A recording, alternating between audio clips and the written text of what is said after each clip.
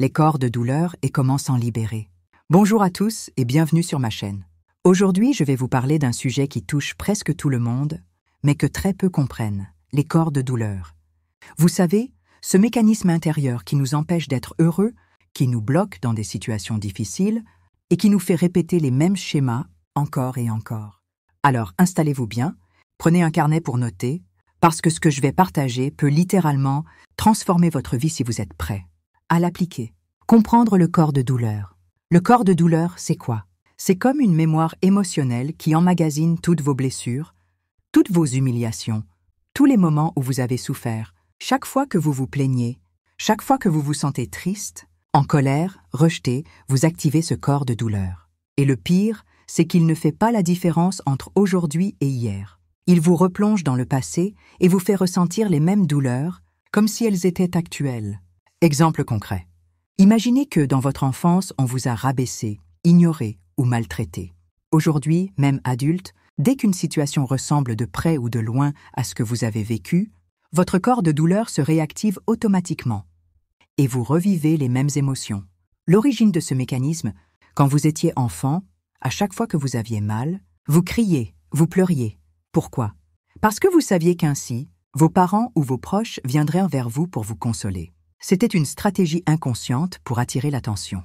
Le problème, c'est que ce mécanisme, vous l'avez emporté avec vous à l'âge adulte. Résultat, même lucide, même mature, vous continuez d'appeler, inconsciemment, ce corps de douleur chaque fois que vous traversez un moment difficile. Et là, vous commencez à avoir des comportements étranges. Respiration plus courte, perte d'énergie, tristesse soudaine, colère incontrôlée. Tout ça, c'est juste votre corps de douleur qui a pris le contrôle. Pourquoi il faut casser ce schéma? Il faut comprendre que tant que vous nourrissez ce schéma, vous restez prisonnier. Oui, sur le moment, le fait que quelqu'un vous console peut sembler agréable. Quand on vous dit « courage »,« yako » ou « ça va aller », ça vous soulage un instant. Mais la vérité, c'est que ça ne règle rien. Le vrai changement ne peut venir que de vous, de votre décision d'arrêter de nourrir ce mécanisme destructeur. Exemple percutant. Imaginez une femme qui traverse des difficultés financières. Au lieu de chercher des solutions, elle passe ses journées à se plaindre. Résultat, les gens au début compatissent, mais avec le temps, ils se lassent. Ils fuient son énergie négative. Et elle reste seule, encore plus malheureuse. Pourquoi? Parce qu'elle n'a pas compris que la clé, c'est le travail intérieur. Je me souviens d'une dame que j'accompagnais. Elle passait ses journées à dire « Je n'ai pas d'argent, je n'ai pas de mari, je n'ai pas d'enfant, je ne travaille pas ». Au début, tout le monde la soutenait. Mais avec le temps, les gens ont commencé à se fatiguer. Pourquoi? Parce qu'elle aspirait leur énergie sans rien changer en elle. Je lui ai dit « Ton problème n'est pas extérieur, ton problème est intérieur.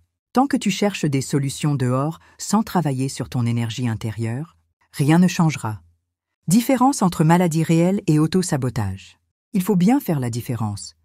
Oui, certaines personnes ont de vraies maladies mentales et elles ont besoin d'un suivi médical ou d'un psychiatre.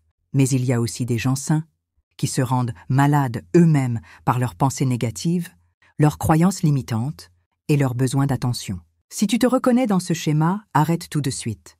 Tu es en train de te détruire à petit feu. Change ton discours intérieur.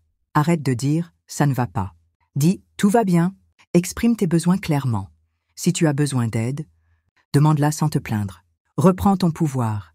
Ton bonheur ne dépend pas des autres. Il dépend de toi et de Dieu. Aime-toi. Tourne l'attention vers toi-même. Découvre combien tu es une personne formidable, remplie de qualité et de potentiel. Exemple. Au lieu de dire « je n'ai pas de travail », dis plutôt « je suis en train de travailler sur mon projet. Je cherche des opportunités et Dieu m'ouvrira les portes. » Alors je vous invite à vous abonner et à liker la vidéo pour permettre à d'autres personnes aussi de voir la vidéo. Je n'attire plus l'attention sur moi. Je prends conscience que je suis une personne merveilleuse, remplie de potentiel qui s'aime, qui se valorise et qui a le pouvoir de prendre elle-même ses décisions. Je sais que seul mon travail peut m'amener là où je veux aller. Et je vais travailler pour y arriver. J'ai confiance au pouvoir et à l'abondance que Dieu a déposé en moi. Souvenez-vous, la vie que vous voulez dépend de vous. Apprenez à désactiver votre corps de douleur, à vous aimer, à vous respecter et à travailler sur votre énergie. Parce que quand vous changez votre intérieur, votre extérieur se transforme. Et c'est là que la vraie abondance se manifeste dans votre vie.